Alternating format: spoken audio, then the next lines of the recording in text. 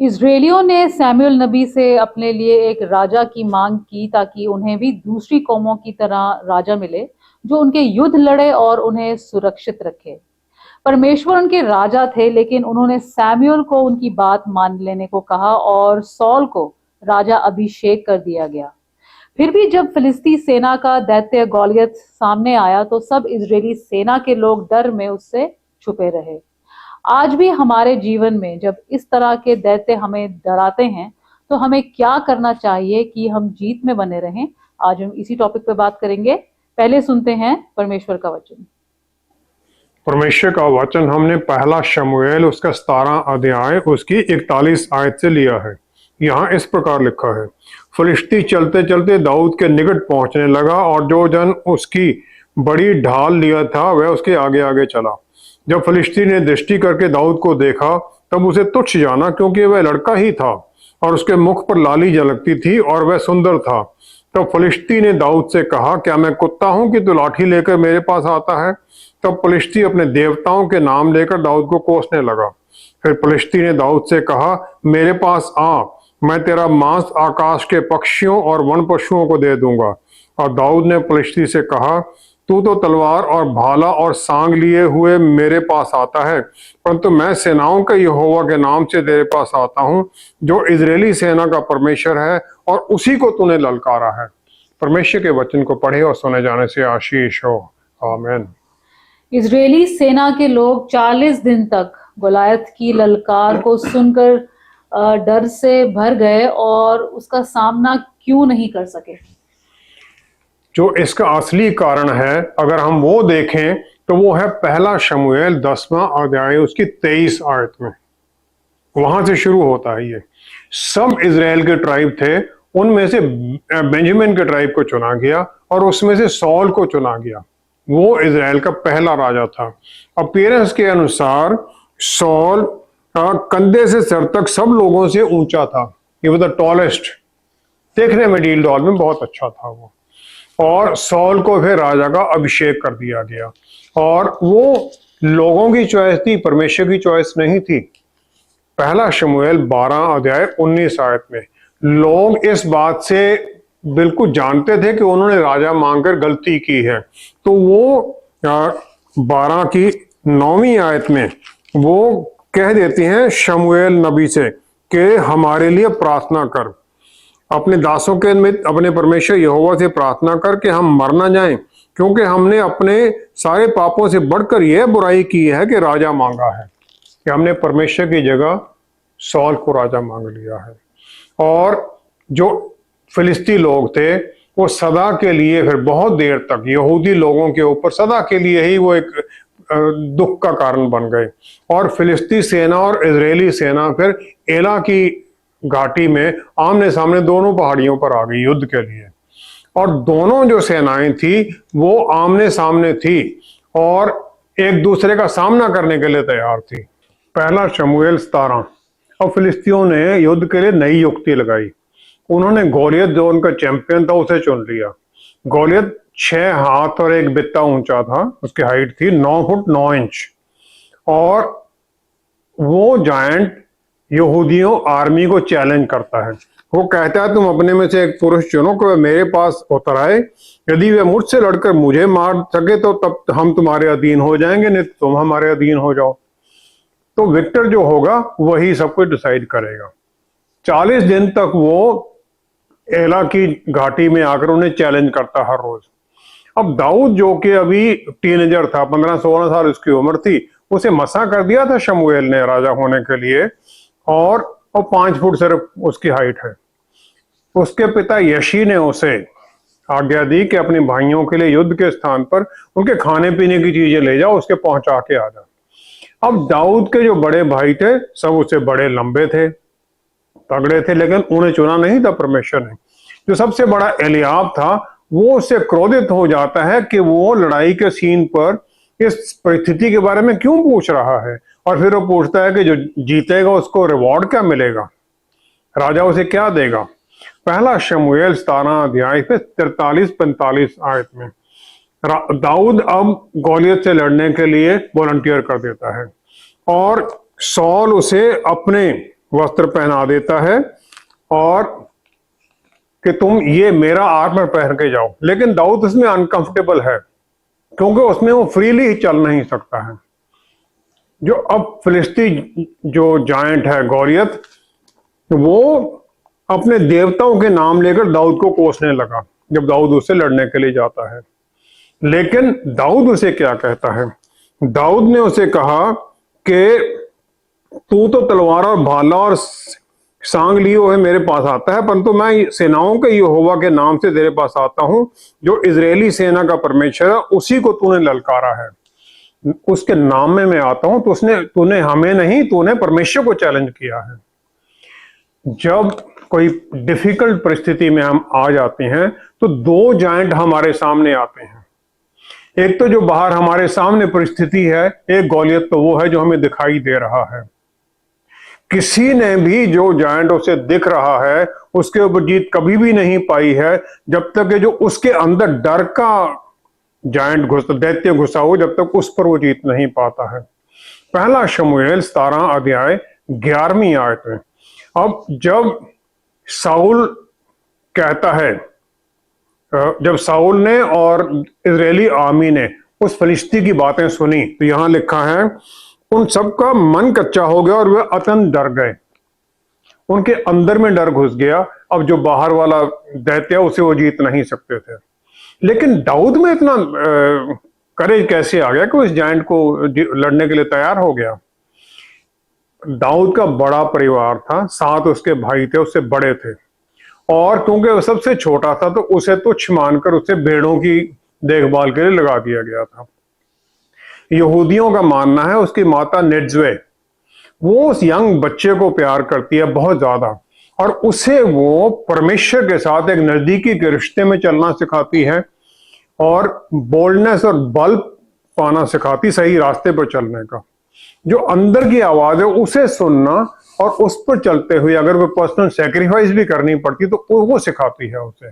और फिर वो सिखाती, जब अकेले हो तो परमेश्वर के साथ जुड़ो, उसकी आराधना करो। अब क्योंकि चरवाहा शेपर्ड है वो, उसने वहां पर वाइल्ड एनिमल्स को भी फेस किया है।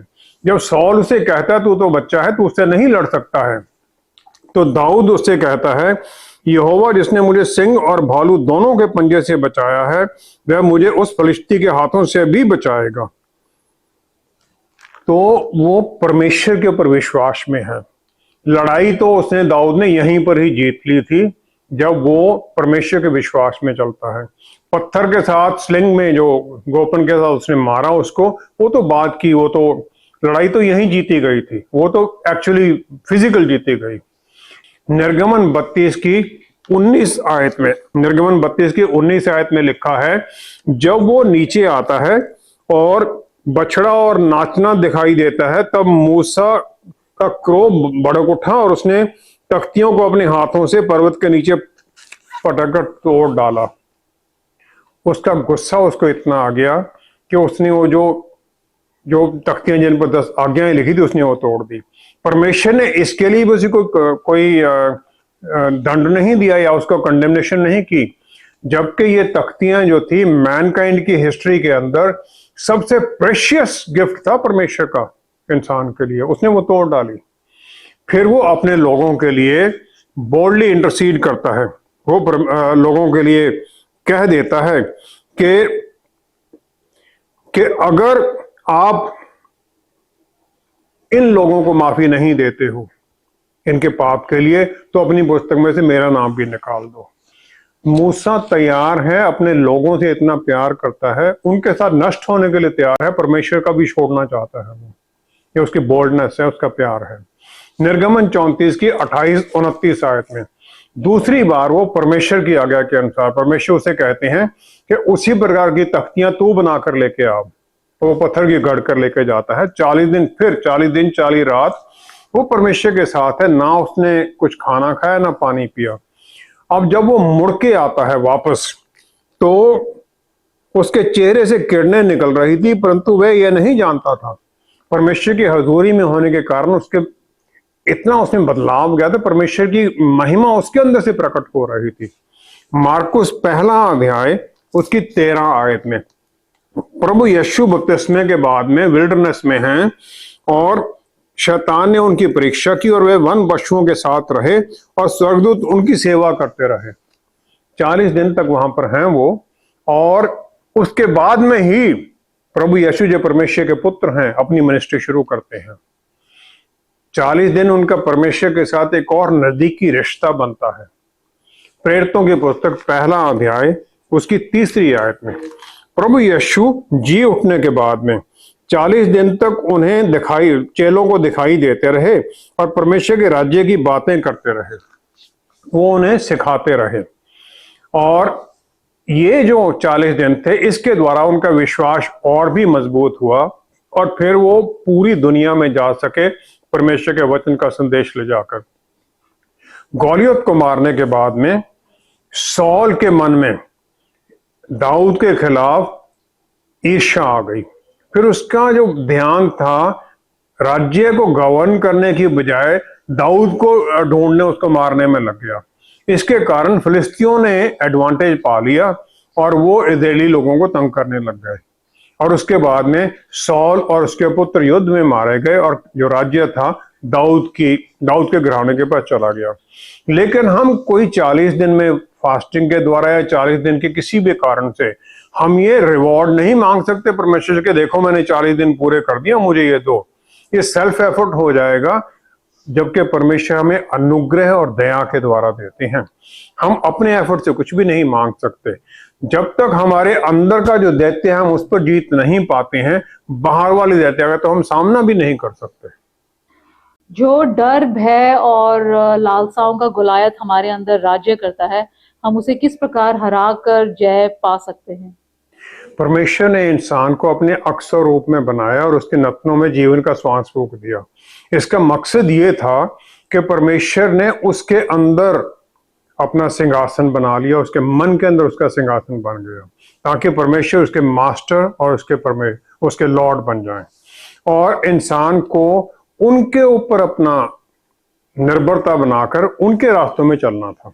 उत्पत्ति 3 अध्याय 6 आयत में जो पाप है अवज्ञा का, परमेश्वर की आज्ञा का ना मानने का, जो वर्जित फल खाया, उसके द्वारा परमेश्वर को उन्होंने अपने मन से निकाल दिया और दूसरे रास्तों से, दूसरी चीजों से अपनी इच्छाओं को पूरा करने का साधन निकाल लिया। निर्गमन 20 अध्याय 3-4 आयत में जो 10 आज्ञाएं दी गई, जो पहली आज्ञा है उसमें भी परमेश्वर ने यही किया, कहा कि तुम मेरे सिवाय किसी दूसरे को परमेश्वर मत मानना। जब हमारा फोकस शिफ्ट हो जाता है परमेश्वर से, तब हम उनकी सुरक्षा और आशीष के हाथ को ढूंढने से परे हो जाते हैं और फिर हम अंधेरे और बुराई की ताकतों के सामने वल्नरेबल हो जाते हैं उनके अटैक के लिए, और फिर हमारे ऊपर वो हावी होने लग जाती हैं। प्रेरितों की पुस्तक 1 अध्याय 8वीं आयत में जो प्रभु यीशु ने आशीष दी कि तुम पवित्र आत्मा के परमेश्वर के आने के बाद समझ से भरे जाओगे, ये किसी विश्वासी का किसी अच्छे काम के कारण नहीं है, जो किसी दूसरे के लिए हम अच्छे काम करते हैं, लेकिन ये प्रभु यीशु के सलीब के ऊपर पूरे किए गए काम के द्वारा जो हमें मुक्ति मिली है, उसको विश्वास के द्वारा हमारा पाना उसके द्वारा होता है।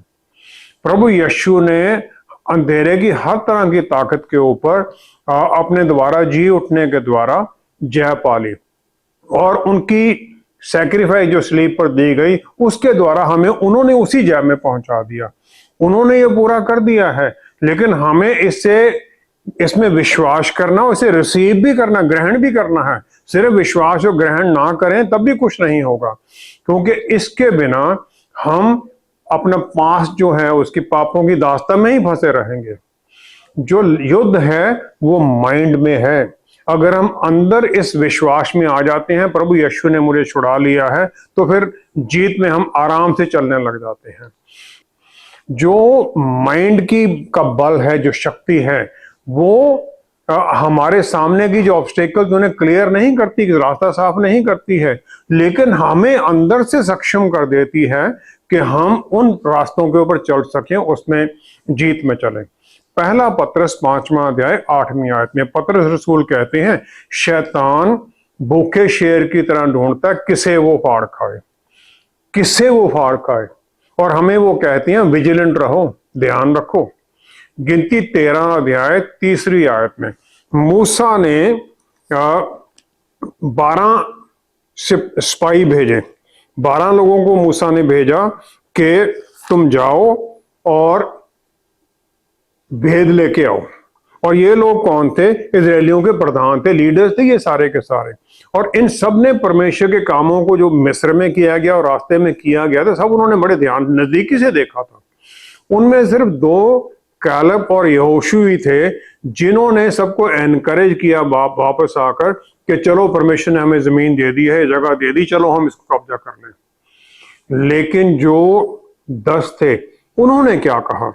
उन्होंने कह दिया आकर कि जिस देश का भेद लेने हमें गए थे, जो अपने निवासियों को निगल जाता है, और जितने पुरुष हमने उसमें देखे वे सब के सब बड़े डील डॉल के हैं। उन्होंने पहले तो कह दिया जगह ही बहुत खराब है।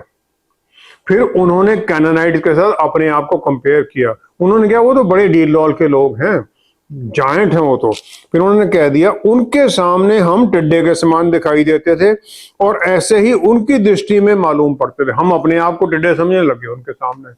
जब हमारे अंदर ऐसी भावना आ गई तो बस खत्म है काम। उन्होंने अपने मन में एक परसेप्शन बना ली, उस पर विश्वास कर लिया और भूल गए परमेश्वर के वायदे को कि उन्होंने वो जगह दे दी है। दाऊद ने गोलियत को देखा कि इतना बड़ा टारगेट है, इसको तो हिट करना बहुत आसान है, मिस कर ही नहीं सकता मैं। और इसीलिए उसके पास गया, अपने इजराइल के परमेश्वर के नाम पर गया, अपने बल में नहीं गया, और जीत गया। वो इजरायली आर्मी, सॉल और सब लोग अपने बल में देखते रहे, उसके साइज को देखते रहे, परमेश्वर के बल को भूल गए और जो परमेश्वर ने आत्मिक अथॉरिटी दी थी, बल दिया था, उसमें चलने से हट गए। हमारे हर दिन के जीवन में 10 जो भेदिए थे उनके तरह युद्ध चलता रहता है। योशू और कैलेब की तरह हम नहीं बनते हैं या दाऊद की तरह हम नहीं बनते हैं, क्योंकि हर मोमेंट हमारे सामने एक टफ बैटल दिखाई देती है शैतानों के साथ, जो हमारे अंदर है और बाहर भी है। अंदर हमारे अंदर वो क्रोध और डर पैदा करता है और फिर हमें अंदर से कमजोर करता है ताकि हम किसी का सामना न कर सकें। हमारे हर जीवन के हर पल के इस युद्ध में एक विश्वासी को शैतान हर पल गिराना चाहता है, क्योंकि वेट नहीं करता है, वो देखता रहता है, मौका जो ही मिला वो हमें गिरा देता है। युद्ध है मुझे करना क्या है और मैं क्या करना चाहता हूं, इन दोनों में युद्ध है।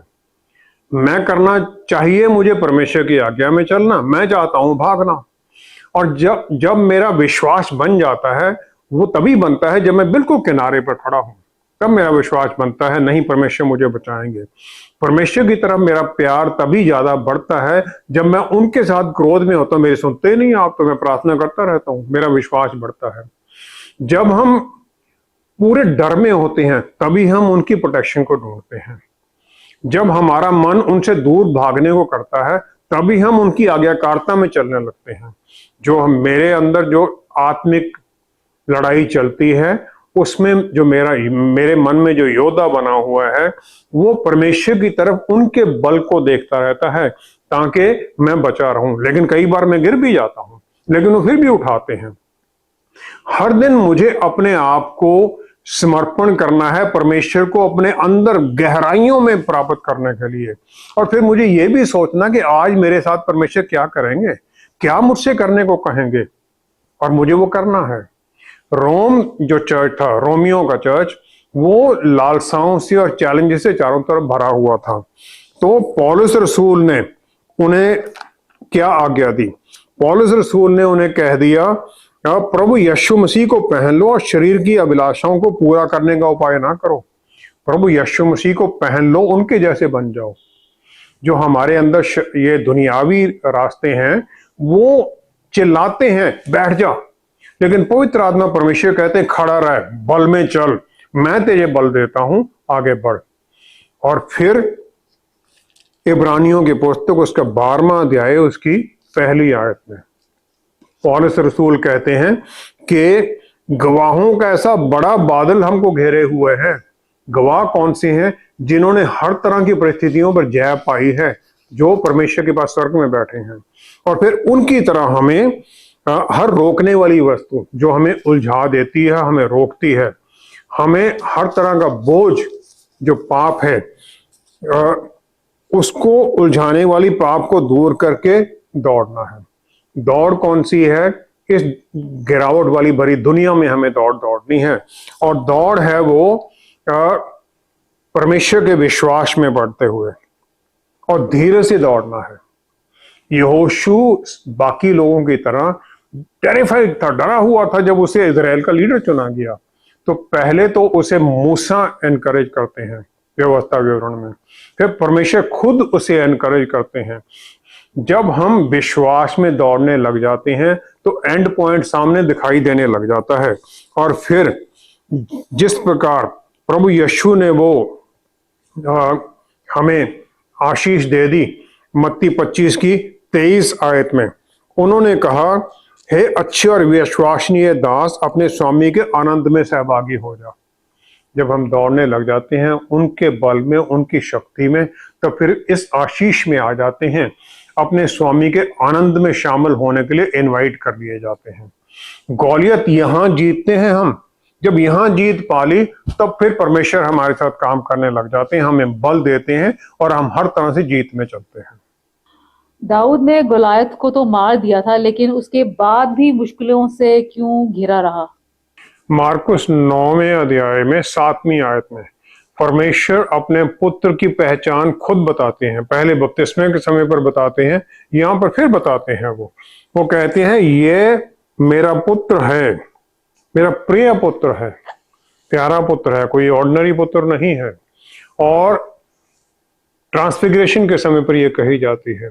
इमीडिएटली उसके बाद में जब वो प्रभु यीशु पहाड़ी से नीचे आते हैं तो वहां पर गूंगा और बहरा लड़का उसके पिता है, जैसे कि उस लड़के को एक दुष्ट आत्मा ने पकड़ा हुआ है। वो चेलों के पास लेके आया था, लेकिन चेले उसकी कोई सहायता नहीं कर सके। प्रभु यीशु को आते हुए देखता है तो उनके पास जाता है, उन्हें कहता है कि इस दुष्ट आत्मा ने इसे नष्ट करने के लिए कभी आग और कभी पानी में गिराया, परंतु यदि तू कुछ कर सके तो हम पर तरस खाकर हमारा उपकार कर। प्रभु यीशु ने उससे कहा, यदि तू कर सकता है, ये क्या बात है? विश्वास करने वाले के लिए सब कुछ हो सकता है। परमेश्वर का पुत्र वहां कहा गया उसे। यहां आके एक इंसान से पूछता, कैन यू डू समथिंग? कुछ कर सकते हो तो हमारी हेल्प कर दो। हमारे जीवन में इसी प्रकार पहाड़ियों की ऊंचाइयां होती जहां हम जीत में खड़े होते हैं, और फिर उसके बाद में वैलीज भी आती हैं, हमें नीचे भी आना पड़ता है, जहां पर के भेड़िए और लायंस, शेर घूमते रहते हैं हमारे ऊपर हमला करने के लिए। जब हम अपनी जीत का आनंद मना रहे होते हैं, खुशी मना रहे होते हैं पहाड़ी के ऊपर, उस समय हमें ध्यान देना चाहिए कि जो ये सक्सेस है इसमें कहीं ना कहीं को एक अगला टेस्ट भी छुपा हुआ है, और उस टेस्ट के लिए हमें तैयार होना बहुत जरूरी है। भजन संहिता 23 में 4-5वीं आयत से पहले राजा दाऊद परमेश्वर को अपना चरवाहा कहता है, और फिर वो कहता है परमेश्वर के प्रोविजनिंग के बारे में कि हमें हरी हरी चरागाहों में, स्टिल वाटर्स में लेके जाते हैं, हर तरह की आशीष देते हैं। लेकिन फिर उससे आगे वो ये भी कह देता है भजन संहिता 23 में 4 आयत में, चाहे मैं घोर अंधकार से भरी हुई तराई में होकर चलूं। वो देखता है कि मुझे तराई में भी जाना पड़ेगा, अंधेरे की तराई में, और वहां पर परमेश्वर की सहायता मुझे बनी रहेगी। In the shadow of death I will be walking, सहायता फिर भी वहां बनी रहेगी जहां पर के बुराई है। और फिर वो कहता है दुश्मन भी वहां पर होंगे। 5वीं आयत में कहता है, मेरे स्थाने वालों के सामने मेरे लिए मेज बिछाता है। मेज बिछाना है सुरक्षा देना, दूसरों को बताना कि मैं इसके साथ खड़ा हूं, और उनकी आशीष वहां पर भी बनी रहती है, उनका मसा वहां पर भी बना रहता है। पवित्र आत्मा परमेश्वर हमारे भीतर है, हर तरह से हमें सहायता देने के लिए।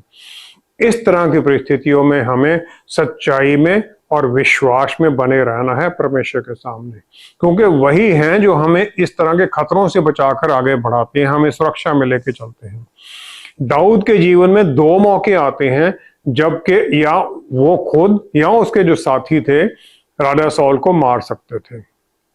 दूसरा शमूएल 1 अध्याय 14वीं आयत में अमालेकाइट इंसान है जो आता है राजा दाऊद के बाद में, युद्ध खत्म हो गया है, सौल और उसके पुत्र मर जाते हैं, वो आता है इनाम के लिए दाऊद के पास। 14वीं आयत में लिखा है वह पर उसका साउल का क्राउन और उसका जो ब्रेसलेट है, उसका मुकुट और जो हाथ पर उसने बांधा हुआ तो वो लेके आता है। तो दाऊद उससे कहता है तू यहोवा के अभिषिक्त को नष्ट करने के लिए, हाथ बढ़ाने के लिए क्यों नहीं डरा? क्योंकि अमालेकाइट कहता तो सौल मरने वाला था, उसने मुझे कहा, मैंने उसे मार दिया। सबसे जरूरी बात यह है कि हम प्रार्थना करते रहें जो प्रभु यीशु ने लूका 22:42 में की, मेरी इच्छा नहीं आपकी इच्छा ही पूरी होती रहे मेरे जीवन में। जितनी ज्यादा हमारे ऊपर दुख में हम उसमें प्रार्थना करते हैं, उतना ही ज्यादा परमेश्वर पे हमारे साथ स्वर्गदूतों को लगा देते हैं हमारी सहायता करने के लिए, बल देने के लिए। जो इस दुनिया का ईश्वर है शैतान, वो हमेशा हमारे खिलाफ एक भीड़ इकट्ठी कर सकता है हमारे खिलाफ हल्ला करने के लिए, लेकिन दाऊद की तरह हमें परमेश्वर के बल में बढ़ते जाना है, चलते जाना है। जीवन में किसी भी चैलेंज का सामना करना वो परमेश्वर की तरफ से होता है, ताकि हमारा कैरेक्टर डेवलप हो, हम उनके पुत्र की तरह बदलते जाएं, और फिर कोई मौका आता है जो हमने सीखा है हम उसे इस्तेमाल कर सकें। अयूब को उसके 3 मित्रों ने बुरी तरह से लताड़ा कि तेरे अंदर कोई पाप छुपा हुआ है।